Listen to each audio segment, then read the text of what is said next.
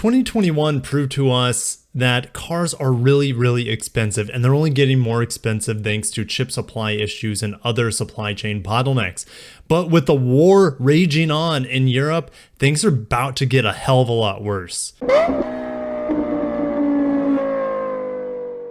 We're over at automotive news. Soaring metal costs stemming from Russian invasion is going to be hitting the auto industry. Automakers face soaring metal costs as Russian supplies are at risk, with consumers likely to face even higher car prices. We know aluminum is widely used in the structures of vehicles as well as the fenders and things like that, the bodywork.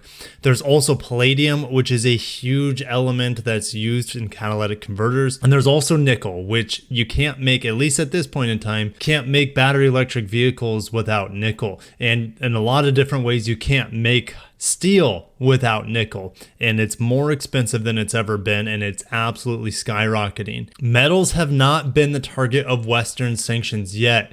Some shippers and suppliers are already steering clear, though, of the Russian goods. Aluminum CMAL3 and palladium XPD both hit record highs on Monday, while nickel CMNI3, which is also used to make stainless steel, surged to the highest level since 2007. There has already been a 60% rise in the cost of aluminum over the last 4 months. And in February, the average price for a new vehicle in the United States was $44,460, up almost 19% from the same month in 2021. And Volkswagen and BMW have already been struggling with the Russian invasion of Ukraine because Ukraine produces so many wiring harnesses for the German automakers. And going back to metals, Russian companies are major suppliers to Germany. In 2020, they account for 44% of Germany's nickel imports, 41% of its titanium, a third of its iron, and 18% of its palladium. Russia is the world's 5th largest producer of iron ore,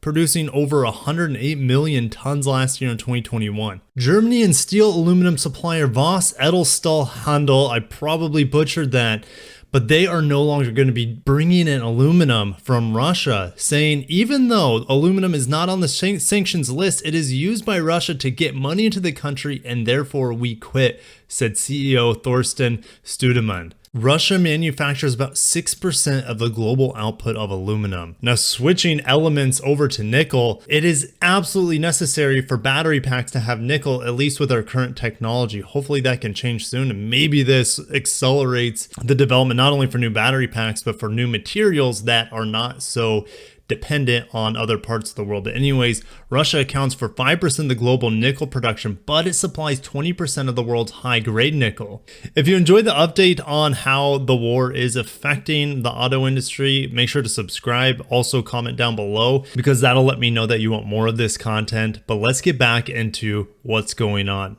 A lot of that high-grade nickel is expecting to end up in China, which is unlikely to impose any sanctions on Russia. This all comes at a time when automakers are facing rising bills for other EV battery minerals as demand outstrips supply. So, wow, this is a mess. Not only are we not buying from Russia, but Russia will give that nickel to China, and China will sell that. So China's lining their pockets with Russian nickel, and it's just a complete show at this point. So not only do we have record high prices for nickel, cobalt, now we also have record high prices for lithium as well as aluminum. So yeah, battery electric cars, not only have they been traditionally way more expensive, it doesn't look like prices are going to go down on them anytime soon. Meanwhile, those with combustion engine cars are getting stung with $5 per gallon at the gas pump. This is just a complete nightmare. Let's keep reading. Palladium prices have been rising for about 6 years, and Russia accounts for 40% of the global market, and those are used in the catalytic converters of internal combustion cars. There is no other option beyond palladium and platinum for catalytic converters, and you cannot build a car without a catalytic converter, says Chris Blasey of Neptune Global. And Chris goes on to say that he bought a lot of palladium in December at $1,940 an ounce. On Monday, it hit a record $3,440. The amount of palladium used in the average car is around $200, but that could easily double. But when you multiply that with the shortage of and the high cost of all the other metals, who knows how expensive cars are going to be in the next year and beyond. And then continuing on the idea of China benefiting as everyone else is bringing sanctions to Russia, still automotive news, Western exodus from Russia could benefit Chinese automakers.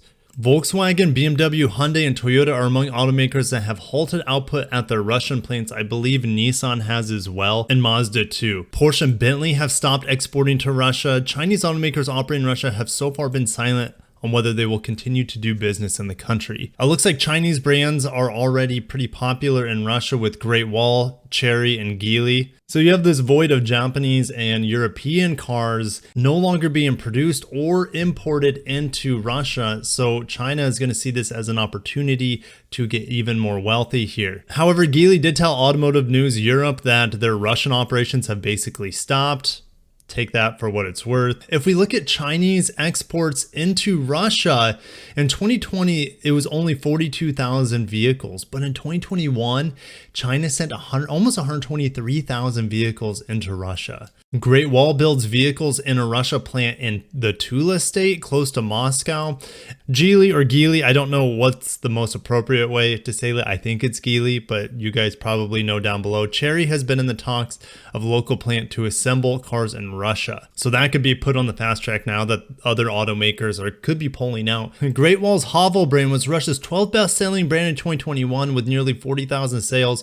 Chery was 13 with a volume of 37,000 sales, and Geely was number 16 with about 25,000 sales. To give you an idea, Chery's upmarket Exceed brand was number 19, ranking ahead of Lexus. Renault, however, is the number one brand in Russia, and that could all be coming to a complete crumble here.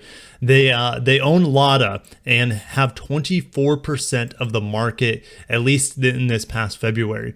Kia was a second with a share of 13.8%. I believe Kia has also stopped production in Russia as well. A Jefferies analyst predicted vehicle output in the country will fall by 70% in 2022. So with all these brands either stopping production in Russia or sending vehicles to Russia, maybe that will give people in the Western world more access to vehicles, since parts should be a little bit more widely available. Microchips may be a little bit more widely available. That's really wishful thinking, especially after the huge hike in material costs that we just saw. I typically don't talk about happenings in the world, but we can't remove what's happening from the cost of automobiles. Materials are going to continue to skyrocket. Cars will be exceedingly more expensive probably in the next year, 2, 3, or 4 until we can find either new materials, new battery technology, etc. that we can make cheaper and make them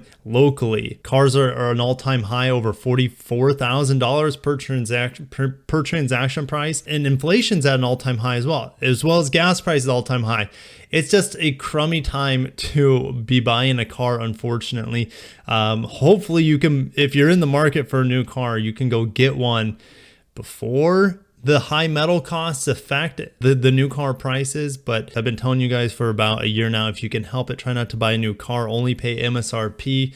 Do not pay a cent more if you can help it. But I got to end it here. I could think about this and dwell on this all day, but it's going to make me pretty sad. I got it in the video. Thank you so much for watching. Make sure you're subscribed. I'd love to get 150,000 subscribers by the end of the month. That'd help me out a bunch. Anyways, guys, I'll check you in the next video. Peace out.